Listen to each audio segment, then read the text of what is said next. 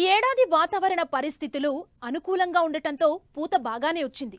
చాలా వరకు తోటల్లో కాయలు పెద్దవిగా కాగా మరికొన్ని తోటల్లో పిందెలు బఠానీ సైజు నుంచి నిమ్మకాయ సైజుకు చేరుకున్నాయి.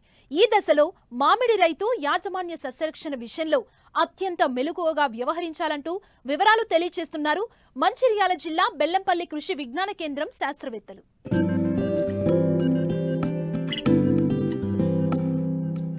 తెలుగు రాష్ట్రాల్లో విస్తారంగా సాగవుతున్న పండ్ల తోటల్లో మామిడి ప్రథమ స్థానంలో ఉంది. ఈ ఏడాది పూత సమయానికే వచ్చింది. కొన్ని చోట్ల మార్కెట్లలో పండ్లు కనిపిస్తున్నాయి. అయితే క్షేత్రస్థాయిలో ఇంకా పూత పిందె దశలోనే ఉన్నాయి. అయితే వచ్చిన పూత పిందె కాయగా మారి నాణ్యమైన దిగుబడిని రైతులు అందుకోవాలంటే సకాలంలో సమగ్ర యాజమాన్య చర్యలు చేపట్టాల్సిన అవసరముంది. ప్రస్తుతం మామిడి తోటల్లో రైతులు చేపట్టాల్సిన మేలైన యాజమాన్య పద్ధతులేంటో తెలియజేస్తున్నారు మంచిర్యాల జిల్లా బెల్లంపల్లి కృషి విజ్ఞాన కేంద్రం శాస్త్రవేత్త స్రవంతి. మన మంచిర్యాల మరియు ఆసిఫాబాద్ జిల్లాలో చూసినట్లయితే మామిడి ఉద్యాన పంటల్లో ప్రధాన పంటగా సాగు చేయబడుతుంది. ఇక్కడ ఈ నేల కానీ వాతావరణం కానీ మామిడి పంటకు చాలా అనుకూలం. మామిడిలో ముఖ్యంగా చూసుకున్నట్లయితే దిగుబడి క్షీణించడానికి చాలా రకాల కారణాలు ఉన్నాయి. అందులో ప్రధానంగా 4 కారణాలు. అందులో ప్రధానంగా కత్తిరింపులు. మనం పంట కోసిన తర్వాత వెంటనే చేయాల్సింది ఎండు పుల్లలు కానీ పనికిరానటువంటి కొమ్మలను కానీ లేకుంటే డిసీజ్ కొమ్మలు కానీ వెంటనే తీసి పడేయాలి. అవి తీసి పడివేయకపోవడం వల్ల, కత్తిరింపులు చేయకపోవడం వల్ల మనకి కొత్త చిగుర్లు అనేవి రావు. రెండవ సమస్య చూసినట్లయితే సమగ్ర ఎరువుల యాజమాన్యాన్ని పాటించకపోవడం. అంటే రైతులు ముఖ్యంగా ప్రధాన ఎరువులనంటే నత్రజని, ఫాస్ఫరస్, పొటాష్ వీటి మీదనే కాన్సన్ట్రేట్ చేస్తారు. వీటితో పాటుగా మనము మైక్రోన్యూట్రియంట్ సప్లై కూడా మనం ఇవ్వాలి. అంటే సూక్ష్మ పోషకాలతో పాటు స్థూల పోషకాలని కూడా మనము అందించాలి.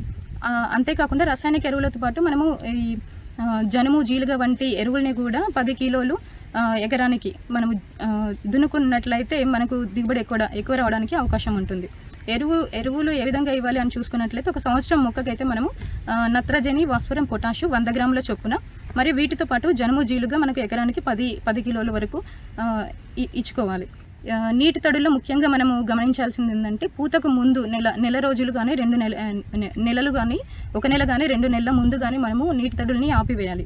ఇలా ఆపివేయడం ద్వారా ఏంటంటే ఈ వెజిటేటివ్ ఫేస్ నుంచి ఫ్లవర్ స్టేజ్కి మొక్క వెళ్ళడానికి అవకాశం ఉంటుంది. అంటే పూత త్వరగా రావడానికి అవకాశం ఉంటుంది. పూత పింద మొదలైన తర్వాత మనము సస్యరక్షణ చర్యలని చేపట్టకూడదు.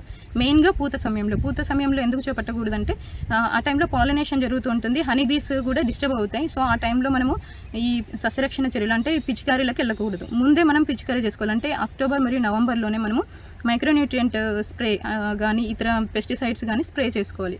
మైక్రోన్యూట్రియంట్స్ విషయానికి వస్తే మనము ఇప్పుడు ఒకవేళ పూత పట్టి పూత రాలిపోతుంది లేదంటే పిందె రాలిపోతుంది అంటే మనము మల్టీకే 10 గ్రామ్స్, యూరియా 5 గ్రాములు కలుపుకొని పిచికారీ చేసుకోవాలి. ఆల్రెడీ పచ్చిపూత దశలో ఉన్నప్పుడు ఈ పిచికారీ చేసుకోకూడదు. మళ్ళీ పిందె కట్టిన సమయంలో మనము పిచికారీ చేసుకున్నట్లయితే పూత నిలబడుతుంది. అంతేకాకుండా వచ్చినటువంటి పిందెలు రాలిపోకుండా ఉంటాయి. మనకు కాయ సైజు బాగుంటుంది, కాయలు కూడా మంచిగా వస్తాయి అన్నమాట. మళ్ళీ పిందె కట్టిన తర్వాత మనకు మరియు పూత సమయం నుంచి మనకు కనబడకుండానే తేనెమంచు పురుగు అనేది ఆశిస్తూ ఉంటుంది.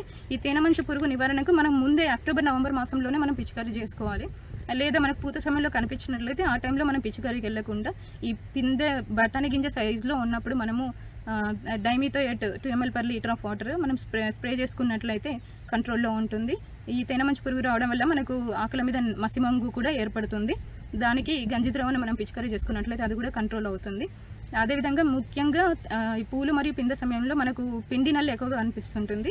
దీనికి మనము నవంబర్ మరియు డిసెంబర్, జనవరి ఈ మాసాల్లో మనకు మామిడి యొక్క కాండం దగ్గర మనము పాలిథిన్ షీట్స్ కట్టుకోవాలి. ఒక అడుగు దూరంలో, అడుగు ఎత్తు వరకు మనం పాలిథిన్ షీట్స్ కట్టుకోవాలి. ఎందుకంటే సో ఇవి పాకకుండా పాలిథిన్ షీట్ అనేది కవర్ చేస్తుంది. ఒకవేళ అట్లా సాధ్యం కాని టైంలో లిండేన్ మనము చెట్టు మొదల్లో వేసుకోవాలి.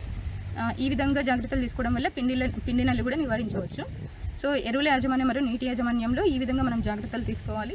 అదేవిధంగా నెలవారీగా మనము పంటకు కావాల్సినటువంటి యాజమాన్య పద్ధతులు తప్పక పాటిస్తే రైతులు ఖచ్చితంగా లాభపడతారు మరియు పూత పింద రాలకుండా జాగ్రత్త వహించవచ్చు.